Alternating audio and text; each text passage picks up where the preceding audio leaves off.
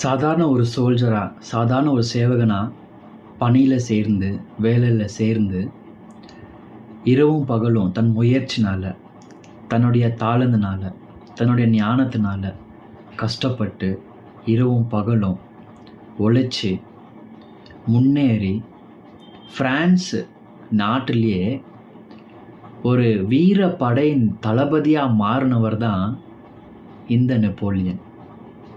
ரொம்ப அருமையான ஒரு மனுஷங்க. கூட இருக்கிறவர்கள் எல்லாருமே சந்தோஷமாக வைத்துக் கொள்கிற ஒரு நல்ல மனிதன். சேவகர்களுக்கு ஒவ்வொரு தேவைகளை சந்திக்கிற ஒரு நல்ல மனுஷனாக இருந்தார். சேவகர்கள் யாராக இருந்தாலும் அவங்களுடைய பேரை அறிந்து கொண்டு அவங்களுடைய தினந்தோறும் நடக்கிற ஒவ்வொரு காரியங்களையும் அவர் தெரிஞ்சு கொண்டு அவர்களோடு கூட சராசரியாக பழகக்கூடிய ஒரு நல்ல மனுஷனாக இருந்தவர் தான் இந்த நெப்போலியன். பாருங்கள், நெப்போலியனுக்கு ஒரு நல்ல பழக்கம் என்னென்னா, எல்லாரிடத்துலையும் நல்லா பழகணும், நல்லா பேசணும்னு சொல்லிட்டு இப்படி தான் அவர் வாழ்ந்திருந்தார். அதே போல் சேவகர்கள் யாராக இருந்தாலும் இவரை பிடிக்காதவங்க கூட யாருமே இருக்கலையாம். பாருங்கள், அவ்வளோ ஒரு நல்ல மனுஷன், ஒரு நல்ல ஒரு நேச்சராக இருந்த ஒரு நல்ல ஒரு மனுஷனாக இருந்தாராம். இவர் தினந்தோறும் தன்னுடைய சேவகர்களுக்கு எல்லாருமே பயிற்சி கொடுப்பாராம். பாருங்கள், ட்ரெயின் பண்ணுவாராம். பாருங்கள், ஒரு நாள் ட்ரெயின் பண்ணும் பொழுது எல்லாருமே சுறுசுறுப்பாக ட்ரைனிங்கில் நல்ல ஒரு பயிற்சி கற்றுக்கொள்ளும் பொழுது ஒரு வாலிபம் மாத்திரம் தலைகுழிந்து நிற்கிறத அவர் பார்க்குறாரு. ஏன் இந்த வாலிபம் தலைகுழிஞ்சு நிற்கிறான் அப்படின்னு சொல்லி அவரிடத்துல போய், சேவகனே உனக்கு என்ன ஆச்சு, உடம்பு சரியில்லையா அப்படின்னு கேட்ட உடனே, சேச்சா அப்படிலாம் ஒன்றுமே இல்லை அப்படின்னு சொன்னாங்க. ஏன் தலைகுழிந்து நிற்கிற அப்படின்னு சொன்னாராம். இல்லை அதெல்லாம் ஒன்றுமே கிடையாது அப்படின்னு ஒரு நிக்லன்ஸே ஒரு ஆன்சர் கொடுக்குறாராம். பாருங்கள், இவர் கேட்டாரா, உன்னுடைய பேர் என்ன அப்படின்னு சொல்லிட்டு. அவர் சொன்னாரா, நெப்போலியன் அப்படின்னு சொல்லி. நெப்போலியன் பேரை வைத்து நீ இப்படி சோம்பேறித்தனமாக நிற்கிறது கொஞ்சம் கூட சரியில்லை. Either you change your name or your character. ஒன்று உன்னுடைய பேரை மாற்றிக்கொள் அல்லது உன்னுடைய குணாதிசயங்களை மாற்றிக்கொள்ளுன்னு சொன்னாராம். அன்பானவர்களே, அன்றைக்கு அந்த வாலிப சகோதரனுடைய வாழ்க்கையில் நடந்தது தான் இன்றைக்கு பல பேருடைய வாழ்க்கை நடந்து கொண்டு வருகிறது. பேர் ஒன்று இருக்கும், ஆனால் பேருக்கும் அவங்களுடைய குணாதிசயங்களுக்கும் சம்மந்தமே இருக்காது. பாருங்கள், நல்ல பேரை வைத்திருப்பாங்க. நீங்கள் சர்ச்சுக்கு போகிற சகோதரிகளை நீங்கள் பார்த்தீங்கன்னா எல்லாருடைய பேரும் பைபிளில் உள்ளவர்களுடைய பேர்கள் தான் இருக்கும். பாருங்கள், ஜான், ஜேக்கப், பீட்டர் அப்படின்னு சொல்லி, எசேக்கியல் இப்படின்னு சொல்லி அநேகருடைய பேர்களாக இருக்கும். ஆனால் அவர் வைத்திருக்கிற பேருக்கும் அவங்களுடைய குணாதிசயங்களுக்கும் கொஞ்சம் கூட ஒத்து போகாமல் இருக்கும். பாருங்கள் அன்பானவர்களே, முன்னோர்கள் எதற்காக அந்த பேரை வைத்திருக்கிறாங்க தெரியுங்களா?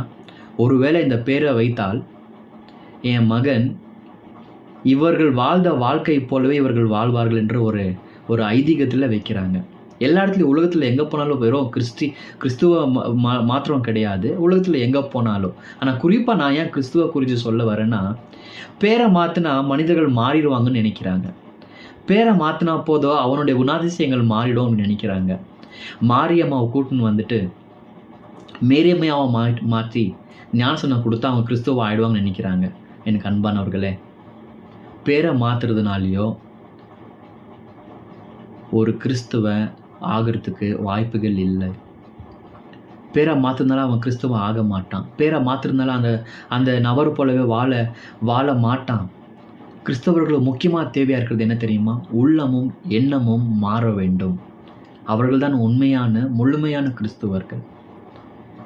பேரை மாற்றுறதுனால ஒன்றுமே கிடைக்க போகிறதில்ல பிரதர், சிஸ்டர்.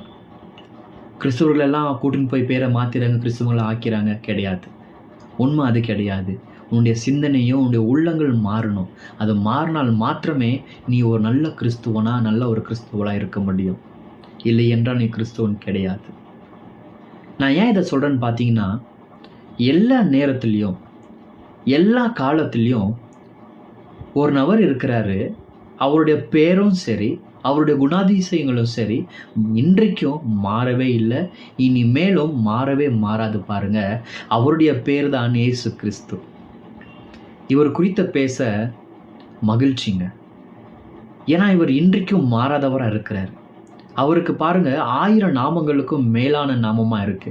சாதாரண ஒரு நெப்போலியன் என்கிற ஒரு பேர் இன்றைக்கும் நம்ம சொல்லப்படுகிறோம் சொன்னால் இவருடைய நாமம் 1000 நாமங்களுக்கும் மேலான நாமமாக இருக்கிறது. ஆமாங்க, அவர் நித்திய பிதா. அவர் நித்தியமாய் வாழுகிற தேவனாக இருக்கிறார். அவர் சிருஷ்டிகர். அவர் தான் இந்த வானத்தையும் பூமியும் உலகத்தையும் சிருஷ்டித்தார். இது போல 1000 நாமங்களுக்கும் மேலான நாமங்கள் உடையவர் தான் இந்த இயேசு கிறிஸ்து. இன்றைக்கு அந்த 1000 நாமங்களிலே யெகோவா ராஃபா என்கிற ஒரு நாமத்தை குறித்து நான் பேச விரும்புகிறேன். யெகோவா ராஃபான்னு சொன்னாலே சுகத்தை கொடுக்கிற தேவன். பாருங்க, ஏசாயா தீர்க்கதரிசி இப்படி சொல்லுகிறான், அவருடைய தழும்புகளினாலே நான் சுகமானேன். எவ்வளோ அற்புதமான ஒரு வார்த்தை பார்த்தீங்களா? அவர் சுகத்தை கொடுக்கிற தேவனாக இருக்கிறார். அவருடைய நாமம் சுகத்தை கொடுக்கிற ஒரு நாமமாக இருக்கிறது. பாருங்க, பெதெஸ்தா என்கிற ஒரு குளம். அந்த குளத்தில் ஒரு ஐதீகம் இருந்துச்சு. தூதர்கள் வருவாங்க, இந்த தண்ணீரை கலக்குவாங்க. இந்த குளத்தில் யார் முதல்ல போய் இந்த குளத்தில் விழுறாங்களோ அவங்க பரிபூர்ண சுகத்தை பெறுவாங்க அப்படின்னு சொல்லிட்டு. இன்றைக்கு கூட நீங்கள் இஸ்ரேல் போனீங்கன்னா நீங்கள் இந்த குளத்தை நீங்கள் இன்றைக்கி கூட நீங்கள் பார்க்கலாம். அன்பானவர்களே, 38 வருஷமாக ஒரு மனுஷன் தண்ணீருக்குள்ளே போகணும்னு முயற்சி செய்த போதெல்லாம் அதுக்கு முன்பாகவே யாராவது ஒருத்தர் முன்னாடி போய் விழுறதுனால இவர் சுகத்தை அடியாமலே இருந்துறார். பாருங்க, 38 வருஷமாக இயேசு கிறிஸ்து இந்த மனுஷனை சந்திக்கிறாரு. இந்த மனுஷன்கிட்ட கேட்குறாரு, சுகமடைய சொஸ்த அடைய நீ விரும்புகிறாயா, நீ சித்தமாக இருக்கிறியா அப்படின்னு கேட்குறாரு. அதுக்கு அவருடைய பதில் பாருங்க, சுவாமி, நான் ஒவ்வொரு தடவையும் தண்ணீர் இந்த குளத்தில் போய் விழணுன்னு தான் இருக்கிறேன். ஆனால் என்னால் முடியாத காரணத்தினால என்னை தூக்கின்னு போய் உள்ள குளத்தில் விடுறதுக்கு யாருமே இல்லாததுனால எனக்கு முன்பாகவே யாரோ போய் விழுந்துடுறாங்க, அவங்க சுகத்தை பெற்றுக்கொள்கிறாங்க. இயேசு கிறிஸ்து உடனே ஒரு பதிலை கொடுக்குறாரு, உன் படுக்கையை எடுத்துக்கொண்டு நட அப்படின்னு சொல்கிறாரு.